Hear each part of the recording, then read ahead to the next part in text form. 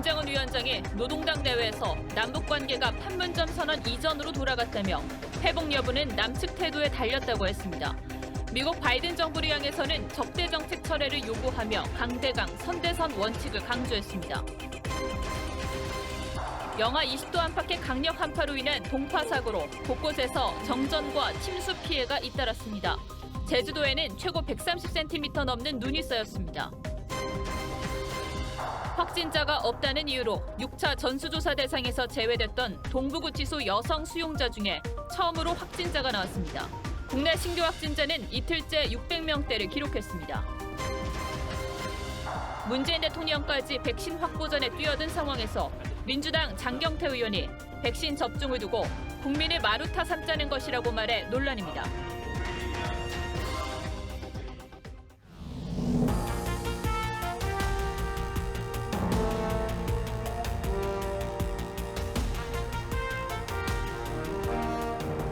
여러분 안녕하십니까? 박정훈입니다. 오늘로 닷새째 이어지고 있는 북한의 제8차 당대회에서 김정은 위원장의 대남 대미 메시지가 처음으로 공개되었습니다.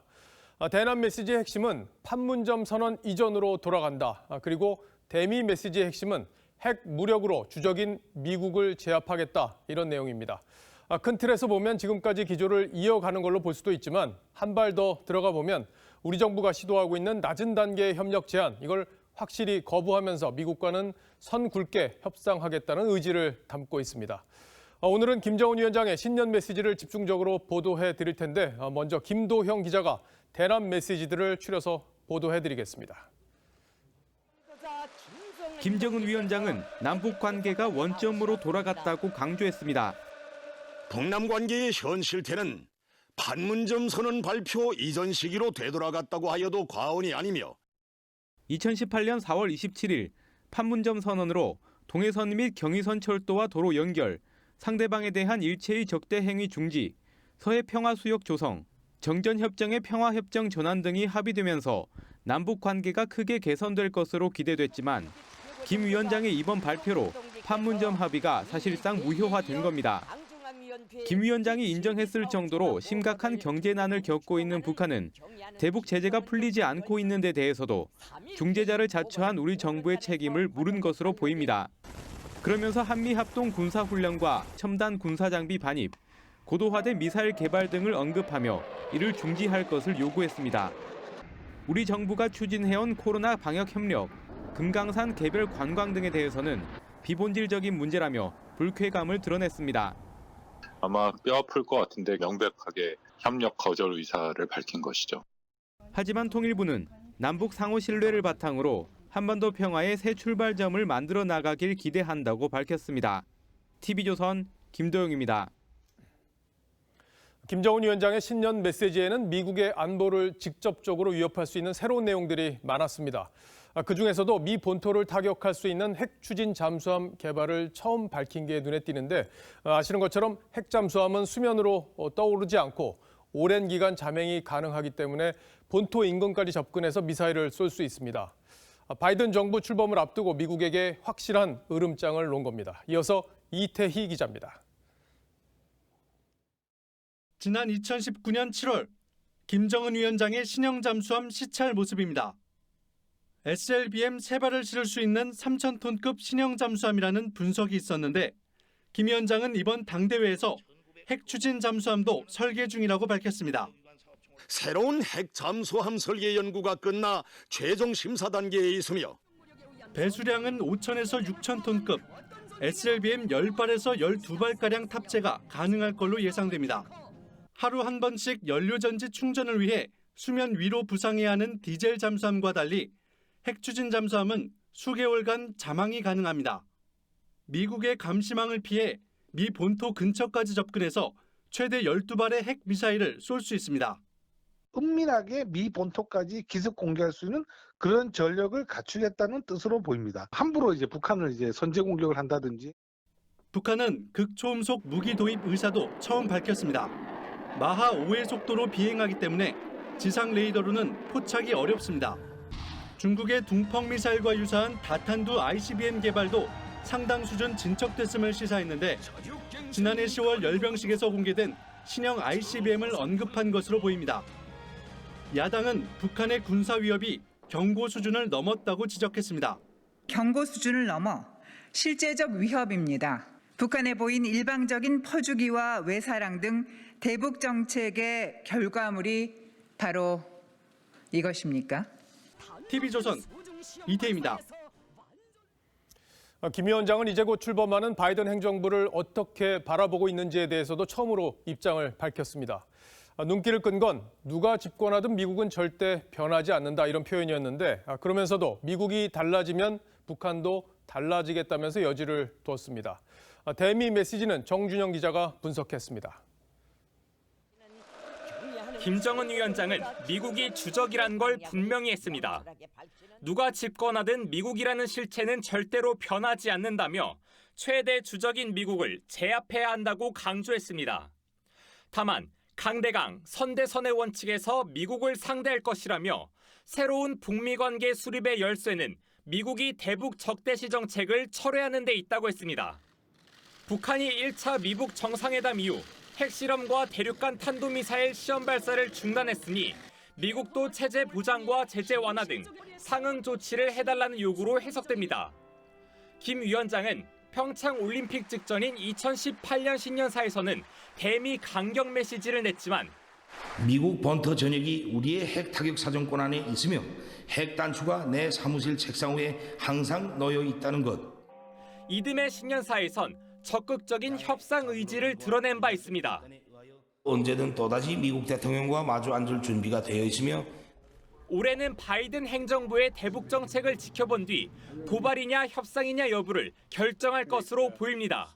구체적인 행동을 지시한 바가 없잖아요.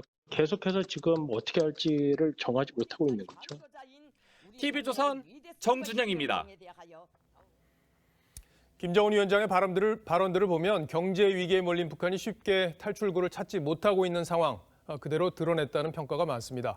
바이든 정부 출범이 이제 10하루 남았는데 미국은 이 상황을 어떻게 받아들일지 신범철 센터장과 이야기 좀 더 나눠보겠습니다.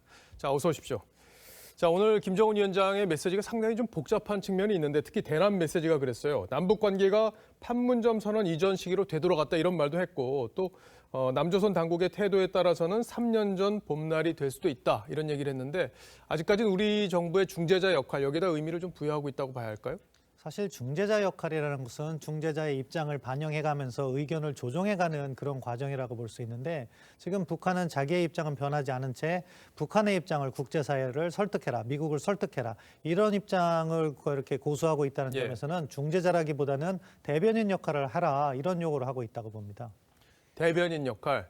과거 트럼프 행정부의 협상을 할 때도 북한 입장을 우리가 좀 더 반영하는 메시지들을 이제 트럼프 행정부에 전달을 했기 때문에 그런 얘기가 나왔다고 볼 수 있는데 그 역할이 바이든 정부에서도 그대로 유지될 가능성이 있습니까? 바이든 행정부는 입장 자체가 다른 거죠. 이미 트럼프 대통령과 문재인 대통령과 김정은 위원장의 탑다운 방식의 협상 자체가 잘못됐다고 보기 때문에 밑에서 실무 협상을 북한과 직접 하겠다는 거예요. 따라서 한국 정부의 역할이 매우 축소될 수밖에 없는 그런 환경이라고 봅니다. 그럼 협상의 틀 자체가 이제 바뀔 수밖에 없다. 이런 게 이제 지금 현재 예측되고 있는 그런 상황인데 자, 북한이 오늘 이제 무기와 관련해서도 이제 구체적인 언급들을 이제 김 위원장 메시지를 통해서 내놓았는데 이게 이제 SLBM을 핵 추진 잠수함을 통해서 하겠다. 이런 거 구체적으로 밝힌 것 같고 또 그리고 다탄도 ICBM도 이제 구체적으로 언급을 했단 말이죠. 이런 것들이 이제 미국 안보에 직접적인 위협이 될 텐데 이제 바이든 행정부가 이걸 어떻게 받아들일 걸로 보세요? 두 가지 측면이 있을 겁니다. 하나는 위협이 증강되었다. 그리고 다른 하나는 이것이 사실 북한이 비핵화 협상이 아니라 이제는 핵군축 협상으로 가려 한다. 핵 보유 의사가 더욱더 공고화되었다. 이런 인식을 할 가능성이 높다고 봅니다. 과거에 비해서 다탄도라든가 말씀하신 극초음속 그리고 핵잠수함 부분은 미국이 방어하기가 점점 더 어려운 환경으로 가고 있기 때문에 위협 억제 측면에서 노력을 강화할 것이고요. 다른 한편으로 북한과의 협상에 있어서도 과거에는 북한이 조선반도 비핵화라는 중의적 표현으로 그 상황을 모면하려고 했는데 갈수록 더 책임 있는 핵강국을 강조한다는 측면에서 미국에게는 더욱더 어려운 협상 환경이 전개되고 있다 이런 인식을 할 것 같습니다. 예, 이제 트럼프 행정부 때 트럼프 대통령이 했던 말 중에 좀 기억이 남는 게 이제 시간은 우리 편이다 이런 얘기가 있지 않습니까? 이제 미국이 이제 대북 제재를 강화하면서 북한이 지금 경제난이 심각해지고 있는 그런 상황이고 북한이 이걸 돌파하기 위해서 이제 바이든 행정부 교체기를 활용할 가능성이 높다 이런 얘기들이 나오고 있는데 결국에는 저런 무기들을 실제 이제 위협이 되는 걸로 이제 선보이느냐 아니냐 이게 전략 도발을 하느냐 이 문제인데 이 가능성은 어떻게 보세요? 전략 도발 가능성은 높다고 봅니다. 물론 바이든 행정부의 제안에 따라서 북한도 시기나 강도는 조절할 것으로 보이지만 지금 북한이 이렇게 강경한 입장을 보였기 때문에 바이든 행정부도 먼저 유화적인 제스처를 취하기는 쉽지 않다. 그렇다면 상황에 따라서 3월 연합군사훈련, 4월 김일성 생일, 그리고 8월에 있는 연합군사훈련 과정에서 미국 행정부의 제안에 따라서는 북한이 도발적으로 갈 수 있고 그런 것을 시사했다는 것이 다탄두는 마감 단계에 와 있고 극초음속 미사일 같은 경우에는 시험 제작을 하겠다고 했거든요. 그럼 그것을 시험하는 것이 결국에는 전략 도발이 될 것이기 때문에 당장 상황 관리에 유의해야 된다 그렇게 생각합니다. 그러니까 SLBM 같은 경우에도 잠수함을 더 신형 잠수함을 지금 만들고 있다는 보도는 그동안 많이 나왔었는데 오늘 김정은 위원장이 신형 잠수함에 대해서도 이제 구체적인 언급을 했지 않습니까? 이 신형 잠수함이 미국의 방어 체계에 어느 정도로 위협이 될 수 있을까요? 핵잠수함은 사실상 방어 체계로는 막기가 어려운 거죠. 왜냐하면 일단 북한 수역을 벗어나서 태평양에서 미국에 가까이 발사하면 미국이 미사일 방어로 이것을 막을 수 있는 시간이 단축되기 때문에 실질적인 대미 위협이 될 수 있다. 그런 측면에서는 상당한 위협으로 인식할 것으로 봅니다. 아무래도 이제 바이든 정부가 출범하면 이런 문제들을 원점에서 다 검토를 하고 이제 새로운 전략들을 세워서 북한과 협상을 하지 않을까 이렇게 생각이 됩니다. 잘 들었습니다. 지금까지 신범철 센터장이었습니다. 네, 다음 뉴스입니다. 영하 15도를 밑도는 북극발 한파가 일주일째 이어지면서 전국에 심각한 피해가 발생하고 있습니다. 소금기가 있는 바닷물까지 얼고 있으니까 모든 게 얼어붙고 있다는 말이 과하지 않을 정도입니다. 크고 작은 동파 사고도 2,500건이나 발생했습니다. 윤서하 기자가 취재했습니다. 거대한 얼음 조각이 물 위에 떠 있습니다. 물살 흐름이 약한 선착장 주변은 스케이트장처럼 변했습니다. 서울 기온이 나흘째 영하 15도를 밑돌면서 한강물이 얼어붙은 겁니다. 한강대교 교각 사이 공식 관측 지점에서 2년 만에 결빙이 확인됐습니다. 북극발 한파는 북한 남포 앞바다도 얼어붙게 했습니다. 고려 대기환경연구소는 위성 사진을 분석해 남포 서안만 10km가량이 지난 5일부터 얼어붙었다고 발표했습니다. 전국적으로 동파 피해도 급증했습니다. 서울 등촌동의 한 아파트 단지에선 온수관 파열로 천여 가구의 난방이 끊겼습니다. 복구 작업에 소요된 10시간 가까이 주민들은 영하 15도의 추위에서 떨어야 했습니다.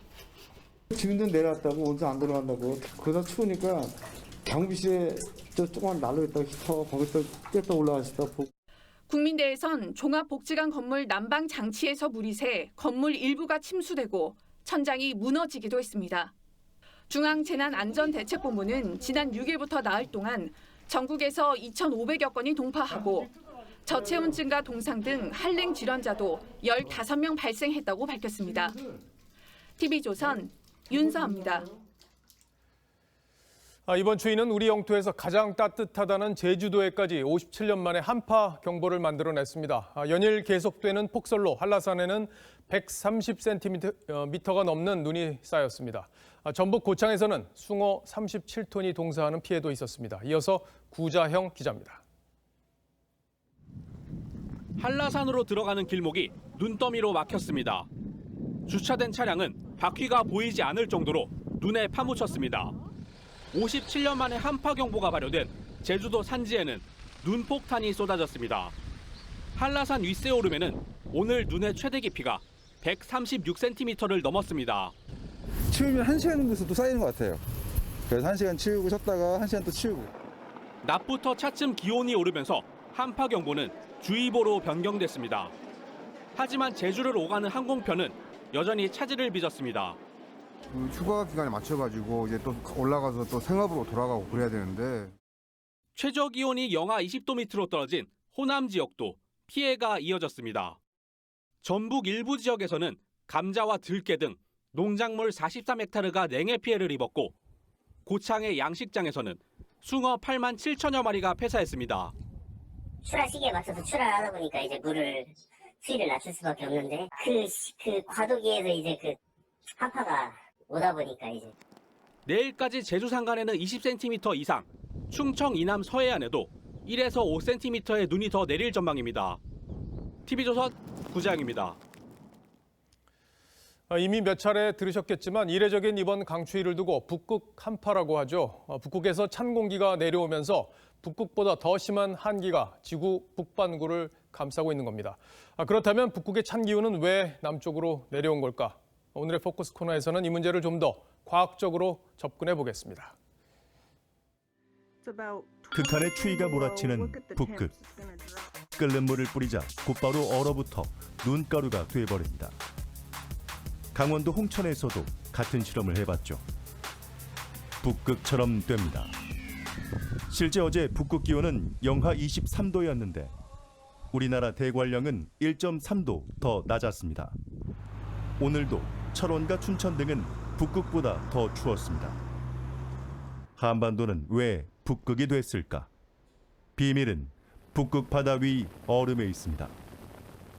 지구온난화로 엄청난 크기의 해빙이 녹으면 바닷물이 공기와 직접 만나게 되는데 이때 해수의 열 에너지가 북극의 찬 공기로 빨려 들어가게 됩니다. 그렇게 되면 열을 받아 성난 북극 상공의 제트기류가 극소용돌이를 흔들어 출렁이게 하면서 북극의 찬 공기가 고스란히 한반도로 내려오게 되는 겁니다. 문제는 온난화로 북극의 얼음이 갈수록 더 녹게 되면 이런 현상이 더 자주, 더 심하게 나타날 거란 겁니다. 상상할 수 없는 수준으로 일단 이 기온이 증가. 41년부터 2060년까지는 8, 9월에 이 북극 해빙이 거의 바닥을 드러내는 것으로. 북극 한파는 지구촌 곳곳을 얼어붙게 했습니다.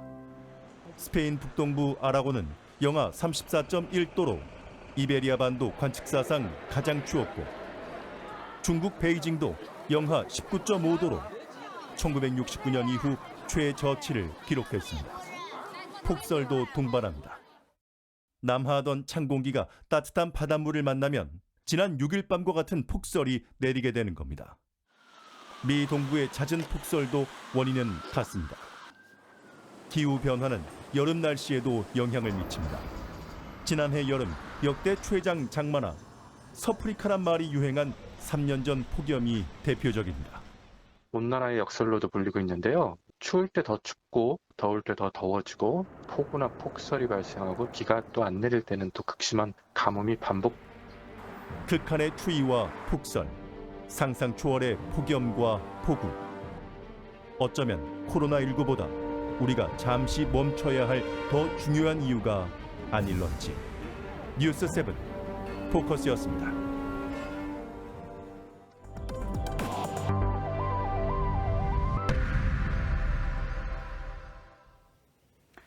국내 코로나19 신규 확진자 수가 이틀 연속 600명대를 유지했습니다. 방역당국은 3차 유행이 진정돼가는 모습이라면서도 언제든지 확산세로 돌아설 수 있다고 했습니다.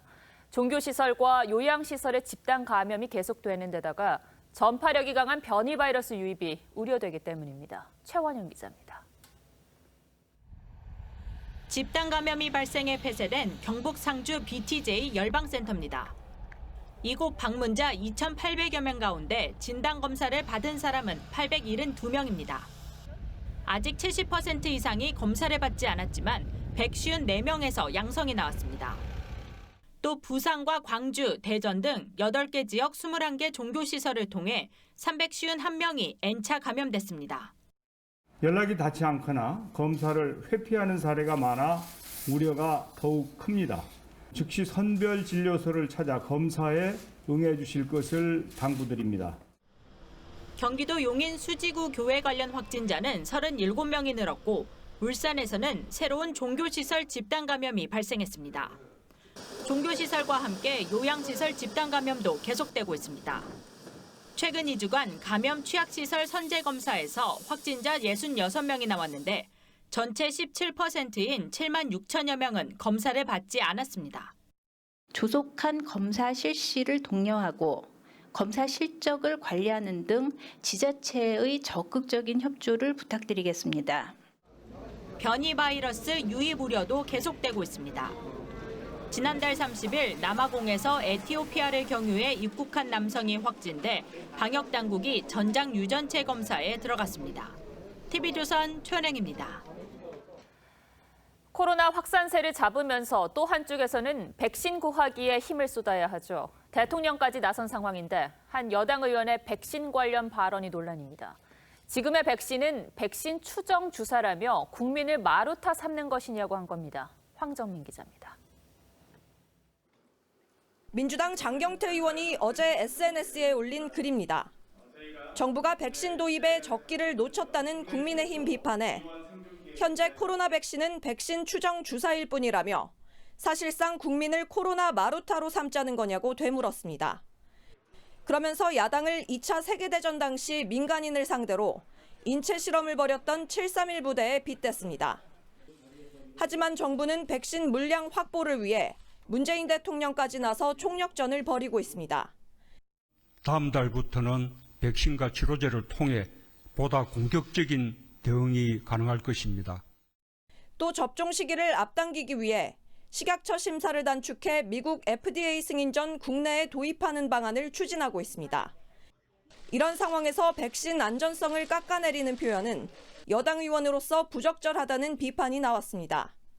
문재인 정부에서 확보했다고 하는 백신 또한 백신 추정 주사라는 것인지 확실하게 말해보라. 비판이 커지자 장 의원은 논란이 됐던 단어들을 SNS에서 삭제했습니다. TV조선 황정민입니다. 얼마 전 법무부는 동부구치소 여성 수용자는 감염자가 없다는 이유로 전수조사 대상에서 제외한 바 있죠. TV조선이 이 문제를 지적했고 이후 전수조사를 한 결과 처음으로 여성 수용자가 확진 판정을 받았습니다. 이들은 좁은 방에서 8명이 함께 생활하는 경우도 있어 감염 확산이 우려됩니다. 이치한 기자가 보도합니다. 동부구치소 수용자들에 대한 7차 전수조사 결과 수용자 12명과 직원 1명이 확진됐습니다. 수용자 가운데 1명은 여성이었습니다. 동부구치소의 여성 수용자는 모두 300여 명으로 알려져 있는데 남성 수용자와 동선이 겹치지 않는다는 이유 등으로 6차 전수조사에서는 검사조차 하지 않아 안일한 대응이라는 지적을 받았습니다. 여성 예수자들은 확진자가 아무도 안 나와서 숨도 없는데 예산낭비하면서 하지는 않는 걸로 알고 있습니다. 이후 동부구치소에서는 5.5평 규모의 방에서 8명이 지낸다는 한 여성 수용자의 편지도 공개됐습니다. 160cm 여성 수용자 8명이 18.18제곱미터짜리 방에서 지내려면 나란히 눕기도 빠듯할 정도입니다. 이 때문에 여성 수용자들 사이에서 대규모 N차 감염이 우려된다는 지적도 나왔습니다. 법무부 관계자는 여성 확진자는 4명이 함께 생활했다며 밀접 접촉자들은 모두 격리 수용했다고 했습니다. 또 지금은 8명을 함께 수용하지 않도록 시정했다고 밝혔습니다. TV조선 이채연입니다. 지난해 추미애 법무부 장관이 윤석열 검찰총장 징계 과정에서 외부 감찰위원회의 자문을 받아야 한다는 규정을 받을 수 있다로 고쳐서 감찰이 패싱 논란이 일었죠. 어제 열린 새해 첫 감찰위에서 이 부분을 문제 삼으며 제자리로 돌려야 한다는 주장이 한 목소리로 나왔습니다. 한송원 기자입니다. 법무부 감찰위원회는 어제 새해 첫 회의를 열었습니다. 회의에서는 지난해 추미애 장관이 윤석열 총장을 징계하기 직전 감찰 규정을 갑자기 개정한 것에 대한 비판 목소리가 쏟아졌습니다. 현직 검찰 고위 간부인 A 위원은 회의가 시작되자마자 추미애 장관이 기습적으로 무력화시킨 감찰위 자문 규정을 원위치로 돌려놔야 한다고 주장했습니다. 비감찰위원도 노무현 정부 시절 만들어진 감찰 규정을 추 장관이 취지에 맞지 않게 개정했다며 문제 제기했습니다. 그러자 법무부 대표로 나온 류혁 감찰관은 절차상의 문제로 여러 가지 혼란을 끼쳐서 죄송하다며 공식 사과했습니다. 그러면서 박범계 후보자도 개정 취지에 공감하고 있다고 설명했습니다. 추미애 장관은 지난해 11월 윤 총장 징계를 3주 앞두고 중요 사항 시 감찰의 자문을 받아야 한다는 의무 조항을 받을 수 있다는 임의 조항으로 바꿔 감찰의 패싱 논란이 불거졌습니다. 박범계 후보자는 특정 규정의 개정 필요성을 언급한 사실이 없다며 선을 그으면서도 감찰 절차에 보완할 부분이 있는지 살펴보겠다고 했습니다. TV조선 한송원입니다. 요즘같이 살을 애는 듯한 한파가 찾아오면 쪽방촌 주민들의 힘겨움은 더해지죠. 여기에 코로나 사태까지 겹치면서 연탄을 옮겨줄 봉사자가 줄어 더 추운 겨울을 나고 있다고 합니다. 한지은 기자가 다녀왔습니다. 좁은 골목길 바닥 곳곳에 얼음이 보이고 처마 밑엔 고드름 줄기가 줄지어 길게 맺혀 있습니다. 그나마 쪽방촌의 온기를 지켜주는 건 각지에서 지원해준 연탄입니다. 하지만 영하 15도 이하의 강추위가 나흘째 이어지면서 연탄 창고가 텅 비어가고 있습니다. 갑자기 추워서 그래요. 안 그러면 2장밖에 안 들어가는데. 상점소 측은 연탄 배부량을 늘리고 싶어도 여의치 않습니다. 연탄 한 장의 무게는 약 3.6kg입니다. 하루 8장씩 소비한다고 가정하면 매일 28.8kg의 연탄 더미를 옮겨야 합니다. 고령의 거동도 불편한 어르신들이 감당하기엔 역부족입니다. 몸들이 좀 허약하고 아프신 분들이 많아서 그래서 나이 드신 분들은 우리가 한 대도 못하게 해요. 연말이면 이웃들이 힘을 보태지만 이번 겨울엔 자원봉사자도 크게 줄었습니다. 지난 겨울엔 17,000여 명이 봉사에 참여했는데 이번엔 7,000여 명에 그쳤습니다. 연탄은 사람들이 줄지어 서서 날라야 하는데 거리 두기가 어려웠기 때문입니다. 코로나 전에는 임직원들이 와서 봉사를 해 주셨죠. 근데 코로나 때문에 아무래도 이제 직접 오시지는 않고 코로나의 최강 한파까지 찾아오면서 쪽방촌 주민들의 삶은 더욱 고달퍼지고 있습니다. TV조선 한지은입니다. 동네 슈퍼마켓은 밤이 되면 주인도 퇴근을 해 문을 닫을 수밖에 없는데 AI 덕분에 밤새 영업이 가능해졌다고 합니다. 주인은 매출이 올라서 좋고 손님은 언제든지 이용할 수 있어서 좋지만 또 여기에서도 소외되는 분들이 있습니다. 유지연 기자가 취재했습니다. 서울 동작구의 한 슈퍼마켓. 최재형 씨가 운영하는 이곳은 밤이면 AI가 주인이 됩니다. 셔터문을 닫는 대신 스마트 버튼을 누르자 평범한 동네 슈퍼가 무인마트로 변신합니다. 무인 점포는 신용카드로 신원을 인증하고 들어가 직접 계산을 하는 방식입니다. 심야 시간에도 편리하게 물건을 살 수 있습니다. 지난해 9월 문을 연 스마트 슈퍼는 일평균 매출이 33%나 늘었습니다. 밤에 영업을 하게 돼가지고 영업 매출이 나오니까 야간 매출이 나오니까 그게 상당히 마음에 듭니다. 기분도 좋고요. 하지만 골목 상권을 살리는 대안으로 부상하기엔 풀어야 할 과제가 있습니다. 무인마트에는 성인 인증 시스템이 도입되지 않아 술과 담배를 판매할 수 없습니다.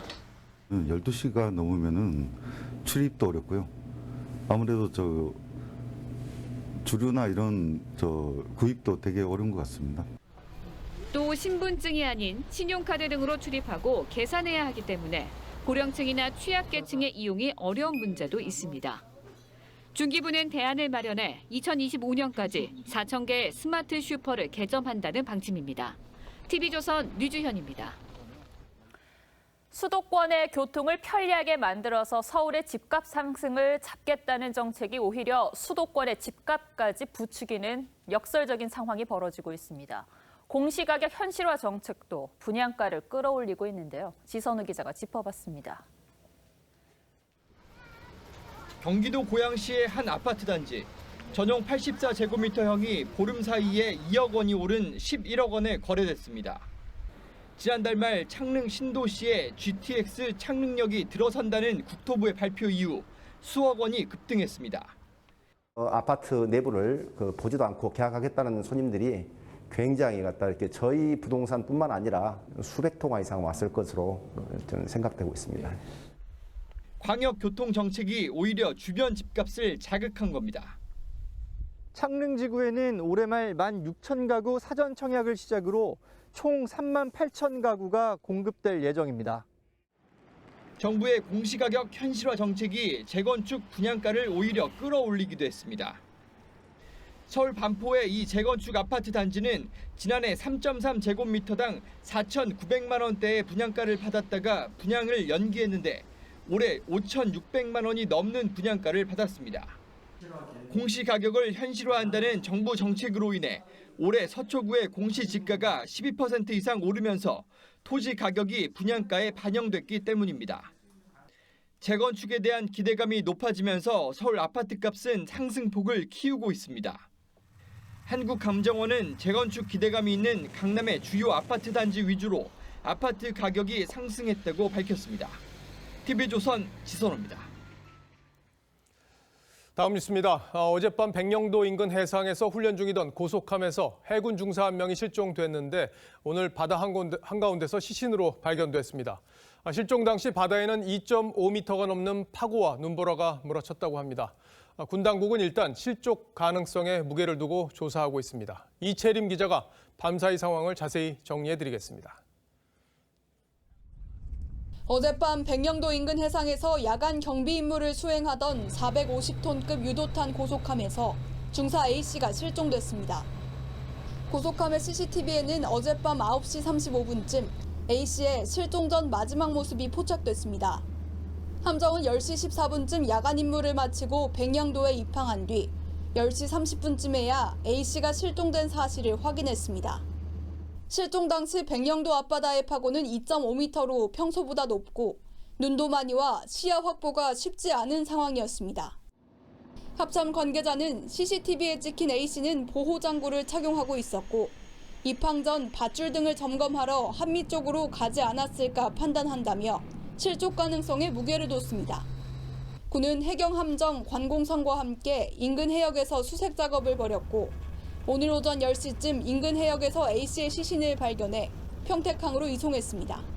군 당국은 실족사 이외의 가능성도 열어둔 채 조사하고 있으며 항해 안전 보안 대책도 마련하겠다고 밝혔습니다. TV조선 이채림입니다. 이번에는 의회 난입 사태로 몸살을 앓고 있는 미국으로 가보겠습니다. 이번 사태를 뒤에서 부추겼던 트럼프 대통령 결국 탄핵 위기에 몰리고 있습니다. 임기를 열흘 남짓 남겨두고 실제 탄핵까지 갈까? 이렇게 생각하시는 분들이 많을 텐데 다수 의석을 가진 민주당 기류가 실제 그렇다고 합니다. 워싱턴을 연결해서 자세한 이야기를 들어보죠. 자, 최우정 특파원. 네, 워싱턴입니다. 네, 탄핵을 강행하면 미국 내 갈등 수습이 더 꼬일 것 같기도 한데 실제 민주당이 탄핵을 밀어붙이는 겁니까? 실제 그럴 분위기입니다. 탄핵론이 제기된 데에는 복잡한 정치적 셈법이 깔려 있습니다. 우선 트럼프가 반란을 선동했기 때문에 임기를 하루라도 더 채워선 안 된다, 이런 상징적 의미가 있습니다. 여기에 4년 뒤 트럼프의 재출마 가능성을 아예 차단해버리려는 속내가 담겨 있습니다. 하원은 이르면 오는 11일 탄핵안을 상정할 것으로 보입니다. 당초 대통령 직무를 박탈하는 수정헌법 25조 발동을 요구했지만 펜스 등 내각이 부정적이자 직접 나서는 겁니다. 초안이 이미 회람되고 있는데 반란 선동 조항도 들어간 것으로 알려져 있습니다. 임기까지 시간이 얼마 남지 않았다 보니 하원 법률 전문가들은 퇴임한 대통령도 탄핵이 가능한지 여부를 검토하고 있습니다.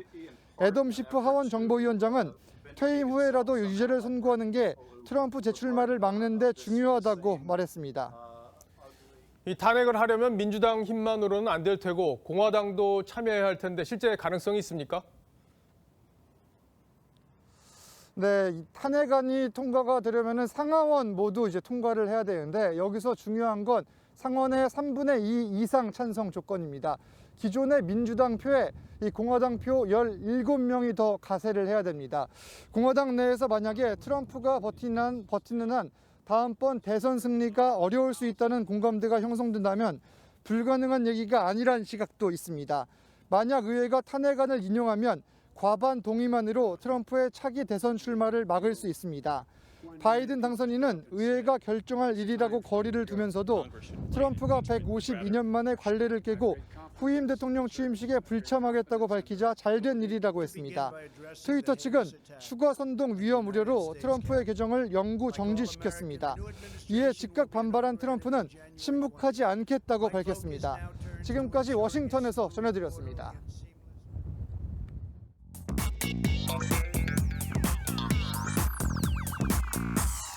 뉴스야 시작합니다. 오늘은 정치부 최원희 기자 나와 있습니다.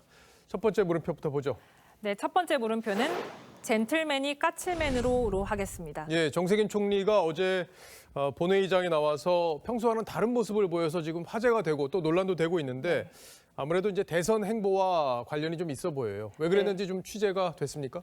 네, 정세균 총리는 미스터 스마일이라는 별명이 붙을 정도로 굉장히 부드러운 성품인데요. 그런데 어제는 방역 실패와 백신 늑장 확보에 대한 야당의 질타에 목청을 높이면서 반박을 했습니다. 먼저 영상들을 한번 보시죠.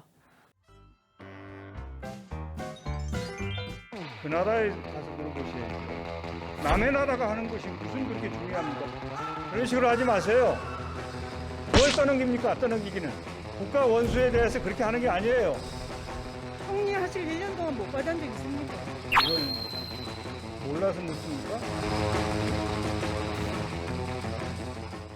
저도 어제 영상 보고 깜짝 놀랐어요. 이렇게 눈빛이 벌써 좀 달라졌다 이런 생각이 들긴 하던데, 자, 야당에서는 이제 친문들의 표심을 사려는 대선 행보다 이렇게 비판을 했어요. 근데 여당 내부에서 반응은 어땠습니까? 네, 오늘 민주당 한 의원과 통화를 해보니까 작정하고 나간 듯하다 이렇게 말을 했습니다. 작정했다?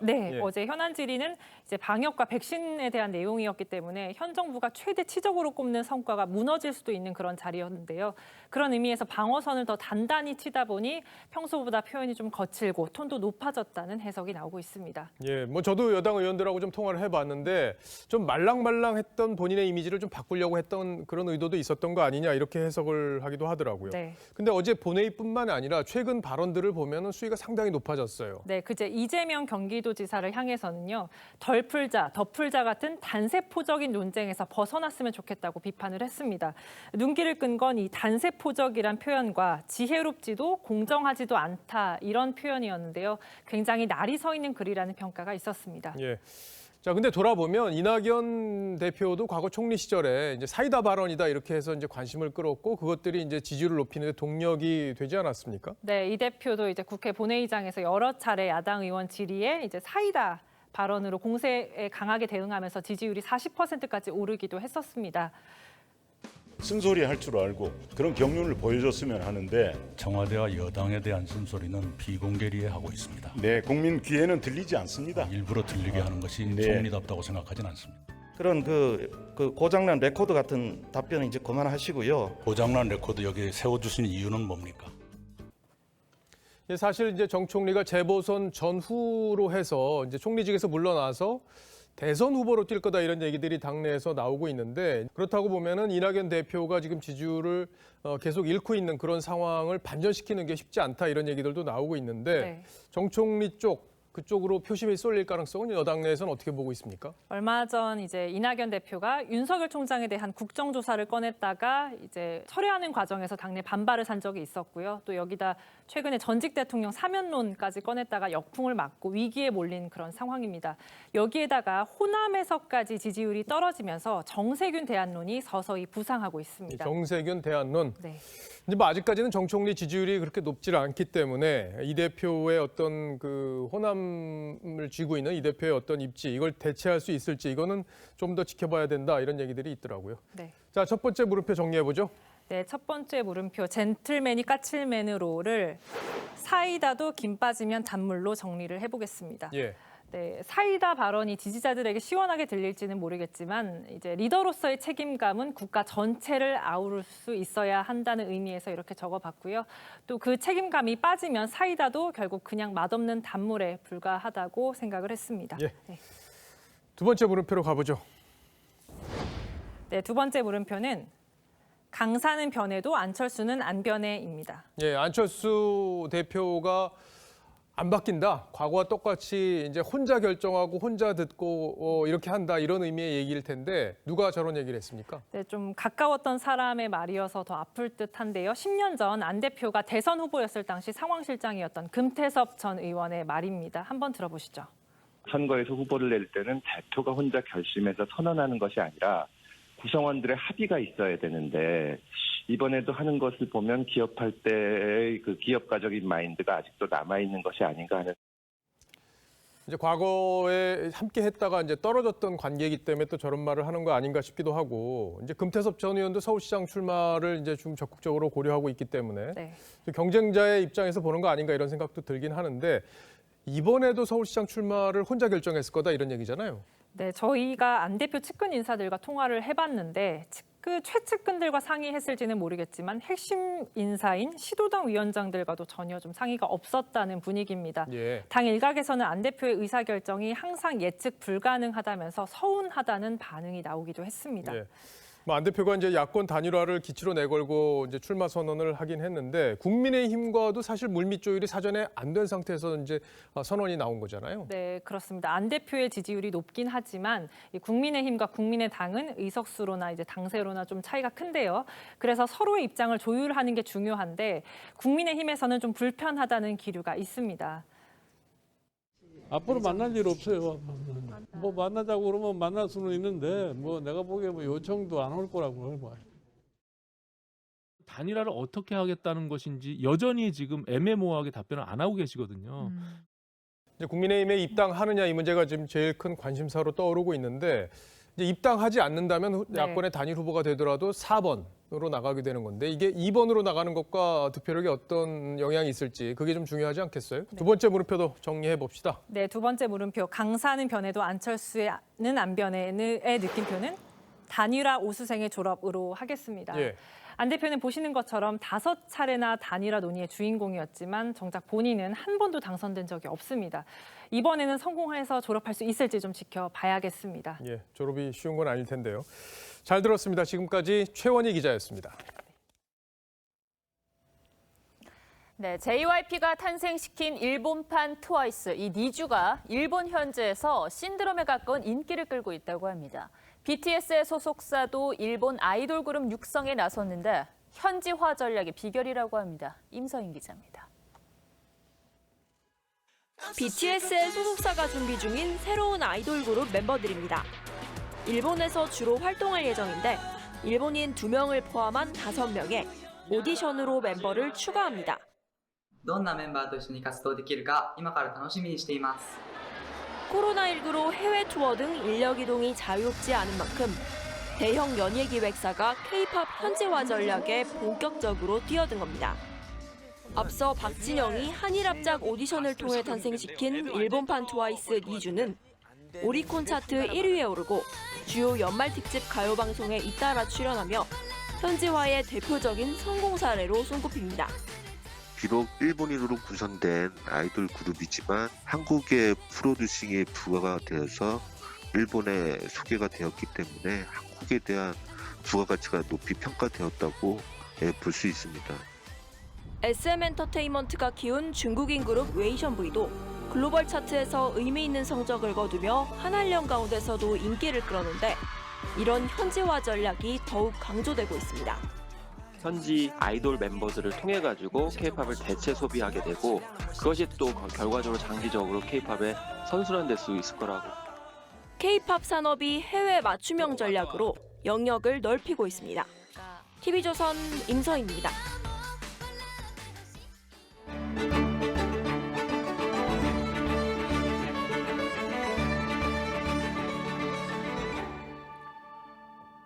무채색으로 뒤덮인 겨울산에 빨갛게 파랗게 빼꼼히 고개를 내민 식물 겨우살이입니다. 밤나무 등에 붙어 사는 겨우살이는 겨울 칼바람을 맞으면서도 꽃을 피우고 열매를 맺습니다. 사실 이 겨우살이는 12달 내내 이파리를 피우는데 앙상한 나뭇가지 사이에서 또 하얀 눈 속에서는 유독 돋보이니 겨울이면 존재감을 더 키우는 거죠. 폭설이 내린 그날 밤, 우리 시민들도 이 겨우살이처럼 진면목을 드러냈습니다. 하얀 세상으로 변할 때까지 제설차도 교통정리를 해줄 경찰도 보기 힘들었던 아비규환의 상황에서요. 이런 건 국가가 바로바로 대처를 해줘야 된다고 생각을 하는데 오늘 아침에도 출근하는데 너무 힘들었고 바로 이제 제설 작업 안 해준 게 문제가 크지 않았나. 저희 동네 같은 경우는 저희가 직접 다 치우고 있어서. 행정력이 사라져 마비된 길을 연 건 시민들이었습니다. 연신 헛바퀴를 도는 버스를 뒤에서 힘합쳐 밀고 남의 차일지라도 하나둘 모여서 서슴없이 도와줬습니다. 제설제도 대신 뿌리고 쌓인 눈도 직접 치워줬습니다. 혹독한 코로나 위기도 우리 국민의 희생과 동참으로 힘겹게 넘기고 있죠. 특히 소상공인들은 영업을 중단시키는 지침도 잘 따르고 협조해왔습니다. 생계 위협도 감수하면서 말입니다. 1년이란 시간 동안 쌀가빠로 드러내는 심정의 피해에도 방역당국과 정부만을 믿고 그 지침을 준수하며 묵묵히 견뎌왔습니다. 그런데 믿었던 방역당국은 백신 확보에 뒤처졌고 교정당국은 구치소 내 감염 확산을 막지 못하며 국민 희생을 허탈하게 만들었습니다. 겨우살이가 겨울에 강하다고 해서 어찌 봄을 기다리지 않겠습니까? 우리 국민들도 힘든 시기를 묵묵히 참으며 봄을 기다릴 뿐입니다. 시인은 삶이 고단하다면 겨울을 이겨내는 겨우살이를 보라고 말합니다. 앙상한 가지 끝에 매달려 혹독한 겨울밤을 의연히 지새는 겨우살이. 꼭 우리를 닮은 듯합니다. 앵커가 고른 한마디는 겨우살이도 봄을 기다린다였습니다.